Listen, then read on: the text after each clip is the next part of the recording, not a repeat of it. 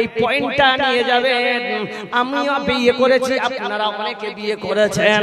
ও মুসলমান জবাব দেন, আপনি বিয়ের পর থেকে নিজের স্ত্রীর এই উরুতে মাথা দিয়ে কতদিন ইশারের পর ওই ঘুমের বিছানায় তার মাথায় দিয়ে আপনি ঘুমিয়েছেন? একবার কেউ হাত খাড়া করে বলেন আমি ঘুমিয়েছি। কেউ ঘুমিয়েছেন? ঘুমাননি। আল্লাহর নবী আয়েশা উরুতে মাথা দিয়ে ঘুমাতেন। বলুন সুবহানাল্লাহ। মুসলমান কিসের আমরা আল্লাহর নবীর উম্মতের দাবি করে? ওই সাহাবা ওই স্ত্রীকে বোঝাচ্ছেন কি, আজকে আপনার স্ত্রী হোক বা আমার স্ত্রী হোক, আপনার বোন হোক বা আমার বোন হোক, যাদের বিয়ে হয়েছে শ্বশুর বাড়িতে স্বামীর সঙ্গে রাত্রিতে যখন তারা জ্ঞাপন করবে, ঘুমাতে যাবে, ওই সময় প্রতিদিন যা সকাল থেকে সন্ধ্যা পর্যন্ত যা হয়েছে প্রত্যেকটা অভিযোগ ওই স্বামী কে বলে। বলুন ঠিক না বেঠি? আসলে তা নয় বান্দা। এই জায়গায় স্ত্রীকে নসিহতের কথা কোরআন বলেছে, তোমরা নিজের স্ত্রীকে নসিহত করো। কি নসিহত করবে? নসিহত হলো আল্লাহর ভয় তাকে ঢুকাতে হবে, তার অন্তরের গভীর ভিতরে আল্লাহর ভয়কে ঢুকাতে হবে, রাসূলের মুহাব্বতকে ঢুকাতে হবে, আখিরাতের প্রতি ঈমানটা ঢুকাতে হবে। এটার নাম নসিহত। বারবার স্ত্রীকে বলবে। ওই স্ত্রী কোনদিন স্লিপিং হতে পারে না। জোরে বলুন নারায়ে তাকবীর। আব্দুল্লাহ ইবনে রাওয়াকে দেখুন মায়েরা আমার, স্ত্রীকে বলছেন স্ত্রী শোনো, আমার কান্নার কারণ হলো রে স্ত্রী, কাল কিয়ামতের দিন সমস্ত জান্নাতীরা যখন জান্নাতে যাবে, জাহান্নামীরাও যখন জাহান্নামে যাবে, জান্নাত জাহান্নাম সবারই একটাই রাস্তা হবে। বলুন সুবহানাল্লাহ। ওই রাস্তাটার নাম হলো পুলসিরাত। জান্নাতীরা ওই পুলসিরাত দিয়ে রাস্তা দিয়ে যাবে জান্নাতে, আর জাহান্নামীরা ওই রাস্তা দিয়ে জাহান্নামে যাবে। স্ত্রীকে বলছেন স্ত্রী শোনো, ওই পুলসিরাতের রাস্তাটা এত চিকন, বেলেটের মতো চিকন, চুলের মতো চিকন, আর বেলেটের মতো ধার।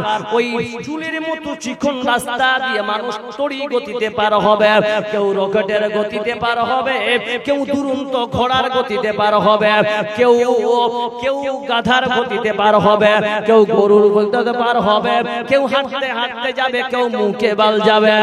ওই স্ত্রী শোনো, ওই রাস্তাটা লম্বা কতটা শুনে নেন। এই পৃথিবীর 1500 বছর রাস্তাটা লম্বা হবে। ওই 1500 বছর কাকে বলে? একদিন যদি 50,000 বছরের হবে, একটা দিন যদি 50,000 বছরের হয়, এইরকম গিনতে গিনতে 1500 বছর পুলসিরাত পার হতে লাগবে। মুসলমান ওর স্ত্রী কান্না করার কারণ শোনো, ওই পুলসিরাতের ডানে বামে গাছের মতো জাহান্নামের ফৌয়ারাগুলো বের হবে। ওই স্ত্রী রে ওই রাস্তা দিয়ে চলতে চলতে যখন জাহান্নামের একটা গাছের মতো আগুনের ফৌয়ারা কোনো বান্দার শরীরে যদি টাচ হয়ে যায়, স্ত্রী কি মনে রাখবে ওর আর জান্নাত যাওয়া হবে না, ও জাহান্নামে পড়ে যাবে। এই কথাগুলো স্ত্রীকে বলতেছেন। কিন্তু আজকে আপনারা আমরা সবাই নিজের স্ত্রীকে যেখানে উরুতে মাথা দেওয়ার কথা ছিল, এক বালিশে মাথা দেওয়ার কথা ছিল, একটা বালিশে মাথা দিয়ে আমরা স্বামী স্ত্রী ঘুমাই না। কারণ মুসলমান এর পিছনে রহস্য জায়গা করেছে।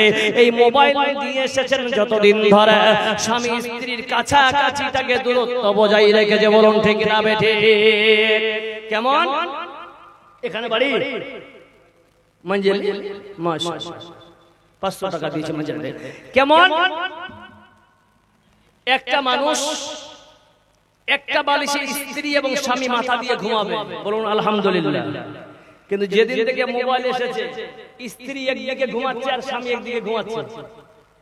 ভালো করে বুঝেন কথাটা আমার। কেমন? স্বামী এদিকে নেতা মানুষ তো, ও বিহারের নীতিশ কুমারের পার্টির প্রোডাক্ট, ও নীতিশ কুমারের নিউজ দেখতেছে, আর ও স্ত্রী শফিকের নাটকের পাগলি। বুঝতে পারলাম?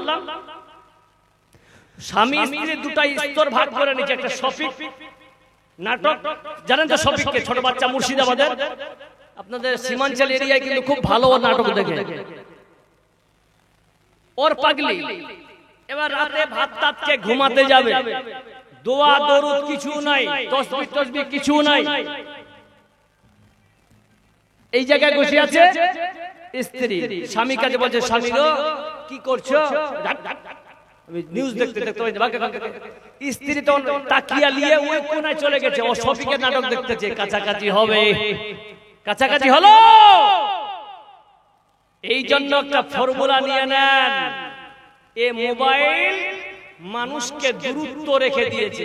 মোবাইলটাই, এই মোবাইলটাই মানুষকে দূরত্ব রেখে দিয়েছে, তাই না? কেমন যে মানুষ যেখানে মোবাইলের দ্বারাই মানুষকে আল্লাহর দিকে আসার একটা স্তর, একটা স্থান ছিল, সেই স্তর থেকে আমরা দূরে চলে গেলাম। বলুন ঠিক না বেঠিক? জি। এই জন্য উর্দু কবি একটা লিখেছেন যে दिल में है खौफे खुदा और हाथ में कुरान है। एक बार बोला जाए सुभान अल्लाह। दिल में है खौफे खुदा और हाथ में कुरान है, सरवरे दी के गुलामों, सरवरे दी के की यही पहचान है। बहुत अच्छी बात जी। बस छोड़िए, और एक छोटा सा मिसरा सुना देता हूं बस। आजकल का जो दौर है भारत का, इसी हिसाब से हम लोग कैसा चल रहा है, हम लोगों को वही बताने वाला हूं। मौत से ये अहले बातिल क्यों डराते हैं हमें, मौत से ये अहले बातिल क्यों डराते हैं हमें, राय हक पर जान देना, राय हक पर जान देना मोमिनों की शान है। दिल में है खौफे खुदा, हाथ में कुरान है। এবার আসেন, মাদ্রাসায় আমি যে কোরআন বললাম, তাহলে শিক্ষাটা হবে কার জন্য? কথা বলেন, কার জন্য লেখাপড়া করব? আল্লাহর জন্য। কেন? আপনার ছেলেকে আপনি কোরআনের হাফিজ বানান, আলেম বানান, আইএস বানান, আইপিএস বানান, হায়ার এডুকেটেড আপনি আপনার সন্তানকে করেন, কিন্তু যদি দিন থাকে সাকসেস, দিন না থাকলে আনসাকসেস এই দুনিয়াতে যাবে। বলুন ঠিক না বেটা? একটা ছেলে যদি মৌলবি হয় আর ও যদি আইএস অফিসার হয়, ঘুষ খাবে? খাবে না। তাহলে আপনাদের মনোহরে একটা প্রতিষ্ঠান চলছে, ভাই আপনারা খুশি না বেজার? একটা মাদ্রাসা আছে এখানে এই মনোহরে, আপনারা খুশি না বেজার? খুশি? কে কে খুশি ভাই হাত খাড়া করেন তো। মাশাআল্লাহ। সবাই কি আপনারা এই গ্রামেরই? জি বাইরে? আচ্ছা, তো আপনাদের কে নাম? शहीबुल इस्लाम के भाई? अरे आप हैं तो अपने हिसाब से दीजिए भाई। आपकी हंसी की कीमत तो बात 10,000 है, आप 3,000 दे रहे हैं। कहाँ किरण 10 ही दिए हैं? कितना दिया? कहाँ है?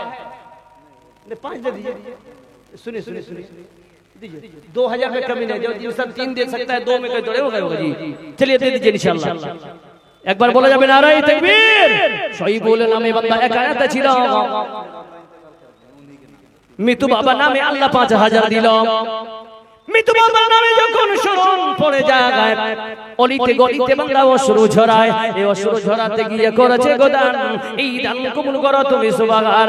তার বাবা যদি আল্লাহ কবরে আযাব হয় মাফ করে দিও আল্লাহ তুমি দয়াময়। আমিন আমিন আমিন। হাইরে মুসলমান তোরা আল্লি না ঈমান, হাইরে মুসলমান তোরা আল্লি না ঈমান। টাকা পয়সা থেকেও তোরা, টাকা পয়সা থেকেও তোরা করলি না যে দান, হাইরে মুসলমান তোরা আল্লি না ঈমান। আরো এক বাবা আমার এখানে ছিল, দুধ থেকে ছুটি এসে 200 দিল, দিল কিনা দিল আল্লাহ জানে, বুঝা গেল। ওগো আল্লাহ দয়াময়।